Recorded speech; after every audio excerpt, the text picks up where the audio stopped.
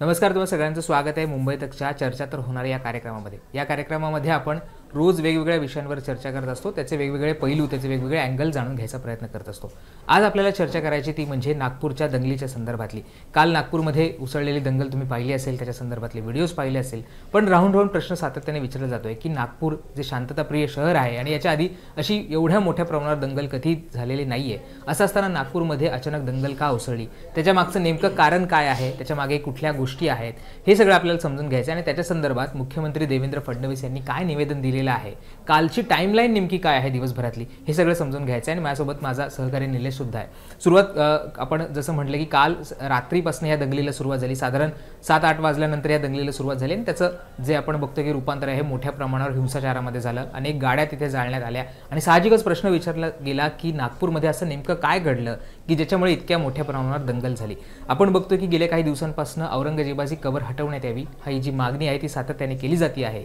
हिंदुत्ववादी संघटना असतील, भाजपचे आमदार असतील, भाजपचे नेते असतील, ते सातत्याने या सगळ्या संदर्भातली मागणी करत आहेत आणि या सगळ्यामधनच काल विश्व हिंदू परिषद असेल किंवा बजरंग दल असेल यांच्या मार्फत राज्यभरातल्या वेगवेगळ्या ठिकाणी आंदोलन करण्यात आलं। तसंच आंदोलन हे काल नागपूरमध्ये करण्यात आलं आणि या आंदोलनादरम्यान काही गोष्टी घडल्या आणि त्याच्यामुळे ही दंगल भडकली का किंवा त्यानंतर या सगळ्या दोन गट आमने सामने आले का, असे प्रश्न आता विचारले जात आहेत।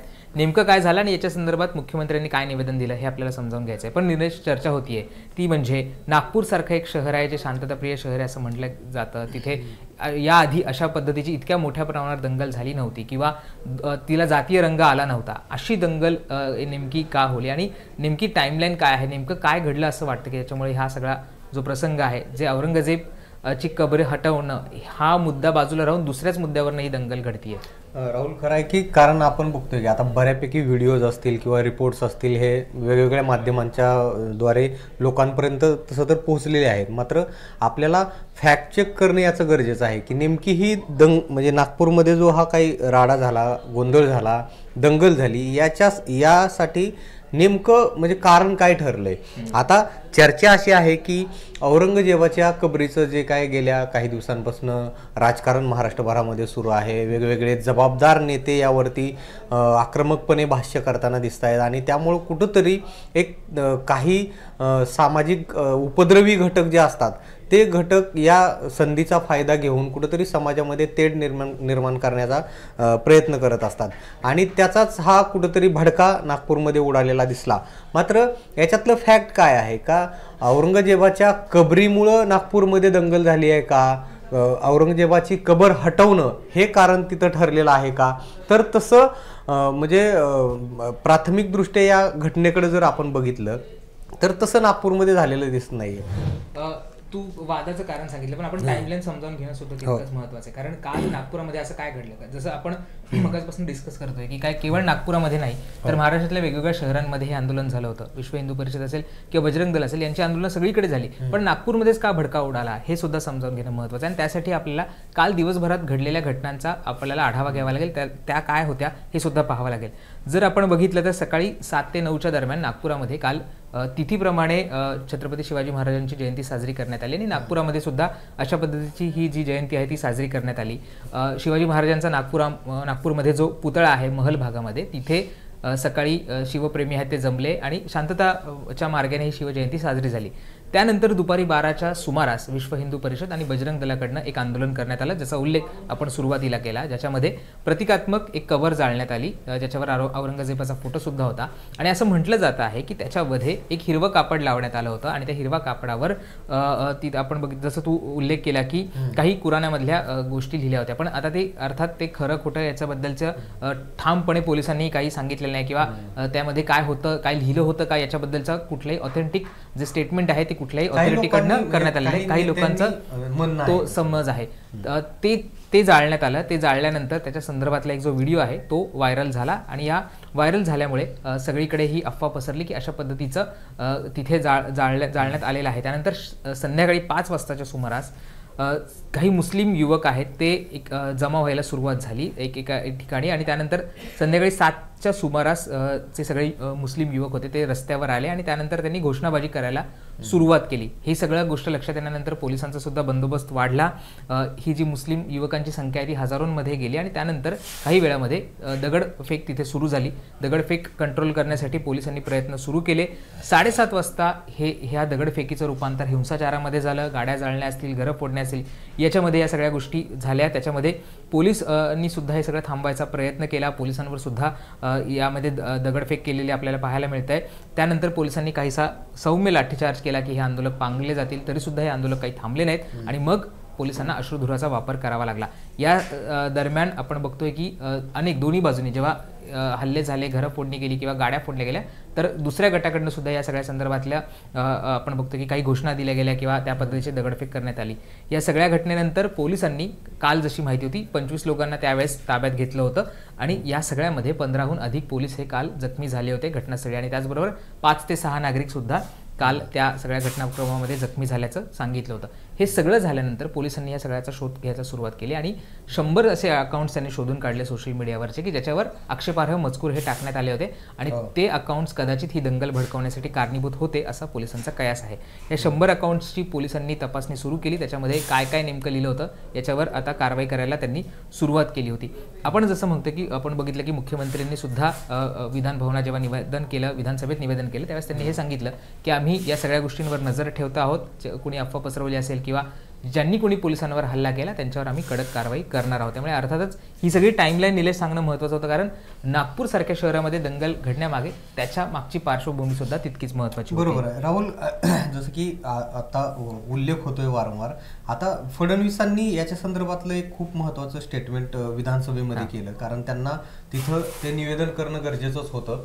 त्यांनी विस्तृत असं निवेदन विधानसभेमध्ये केलं आणि त्याच्यामध्ये त्यांनी एक महत्त्वाची गोष्ट सांगितली की संध्याकाळच्या म्हणजे दुपारचं जे आंदोलन झालं त्याच्या आणि त्या कबरीवरती जे प्रतिकात्मक म्हणजे कापड होतं त्याच्यावरती धार्मिक मजकूर होता अशी अफवा पसरवण्यात आली.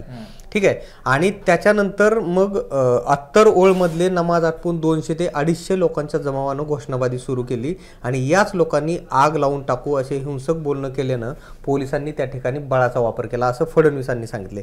आता जसं की तू सांगितलंस की आता याच्यामध्ये बरंच नुकसान झालंय, म्हणजे काही पोलीस जखमी झालेले आहेत, गाड्या जाळल्या, दुकानांची तोडफोड करण्यात आलेली आहे, बऱ्याच गोष्टी आहेत. मात्र आता दुसऱ्या बाजूचंही एक वर्जन जे सोशल मीडियामध्ये आहे, काही नेते बोलत आहेत, तिथले विशेष करून नागपूरमधले काही मुस्लिम नेते असतील, त्यांचं असं म्हणणं आहे की त्या चादरीवरती म्हणजे जी प्रतिकात्मक कबर होती त्या चादरीवरती आयात लिहिलेले होते आणि त्यामुळं भावना दुखावल्या गेल्या आणि नंतर मग काही उपद्रवी लोकांमुळं ती दंगल भडकली.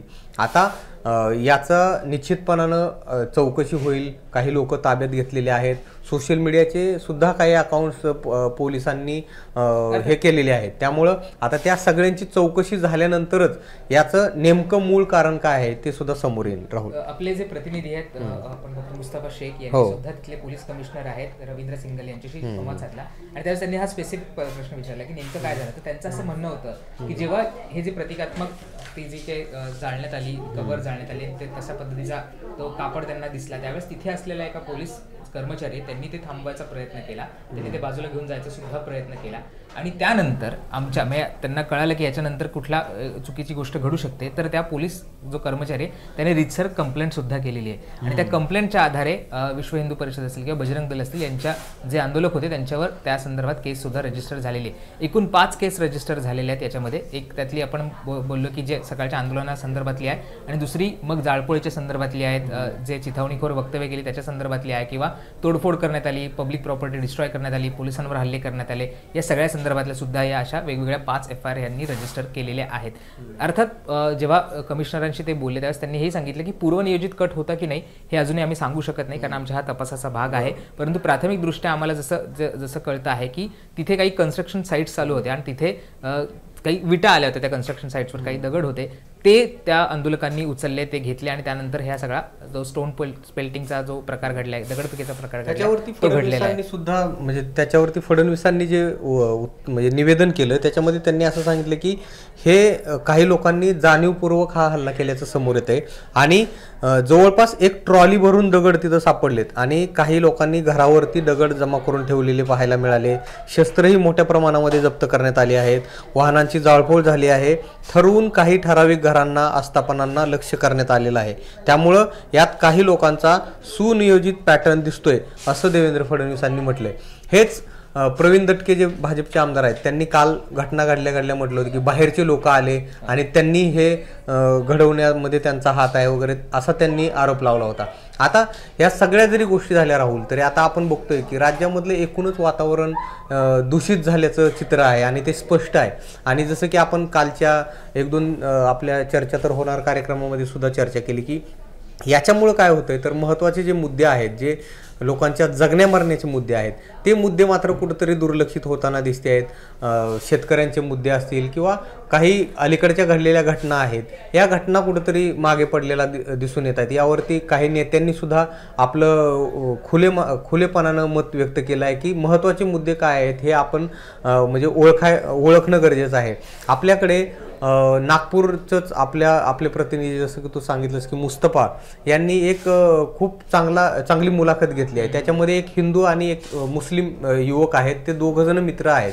तर त्या मुस्लिम युवकाचं जे गॅरेज आहे त्या गॅरेजमधल्या गाड्या फोडताना त्या हिंदू मित्रानं त्याला सांगितलं आणि ते दोघंजण एकत्रित तो मुंबई तकच्या यूट्यूब चॅनलवरती सुद्धा तो व्हिडिओ आपल्याला बघायला मिळेल. ते दोघंजण एकत्रित बोलत आहेत. या सर्वसामान्य लोकांना अशा घटनांशी किंवा असे जे काही सामाजिक हे आहे तेढ आहे या गोष्टींशी खरोखर देणं घेणं नसतं आणि त्यामुळं कुठंतरी या गोष्टींना भरकटणारे काही उपद्रवी लोक असतात आणि त्यांच्यामुळं कुठंतरी सामाजिक सौहार्दाला सुद्धा धक्का लागतो आणि त्यामुळं अशा घटना घडतात. जे की नागपूरमध्ये तू सुरुवातीलाच सांगितलं की नागपूरमध्ये बऱ्याच दिवसांनी अशी घटना घडली आहे. पूर्वी म्हणजे अशी घटना झाल्याचं आठवत नाहीये नागपूरमध्ये. त्यामुळे बघणं महत्त्वाचं असणार की या सगळ्यावर आता काय कारवाई होते आणि या चौकशीमधनं पोलिसांच्या काय समोर येतं.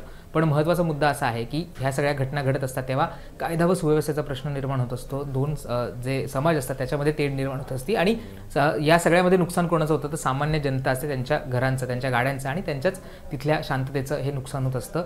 त्यामुळे या अशा घटना रोखता येऊ शकतात का? चिथावणीखोर वक्तव्य न करता शांतता प्रस्थापित केली जाऊ शकते का? हा सुद्धा महत्त्वाचा प्रश्न आहे. आम्ही तुमच्या समोर काही फॅक्ट्स ठेवायचा प्रयत्न केला ज्याच्यामध्ये काल दिवसभरामध्ये नेमकं काय घडलं हे आम्ही तुम्हाला सांगितलं आहे. मुख्यमंत्री आणि जे गृहमंत्री सुद्धा आहेत तर देवेंद्र फडणवीस यांनी विधानसभेमध्ये काय स्टेटमेंट दिलं, त्यांनी काय सांगितलं हे तुमच्यापर्यंत सांगायचा प्रयत्न केला आहे आणि पोलिसांनी त्यांच्या चौकशीमध्ये आत्तापर्यंत काय समोर आलं हे सांगायचा प्रयत्न केलेला आहे. जनता सुज्ञ असते असं म्हटलं जातं. त्यामुळे तुम्हाला या सगळ्या प्रकाराबद्दल काय वाटतं, ही दंगल कशामुळे घडली, तुमची काय मतं आहेत आणि अशा घटना रोखण्यासाठी काय केलं पाहिजे, तुम्हाला काय वाटतं, या सगळ्या संदर्भातल्या कमेंट्स तुम्ही आम्हाला सांगायला विसरू नका आणि मुंबई तकला सबस्क्राईब केलं असेल तर ते सुद्धा करायला विसरू नका. धन्यवाद.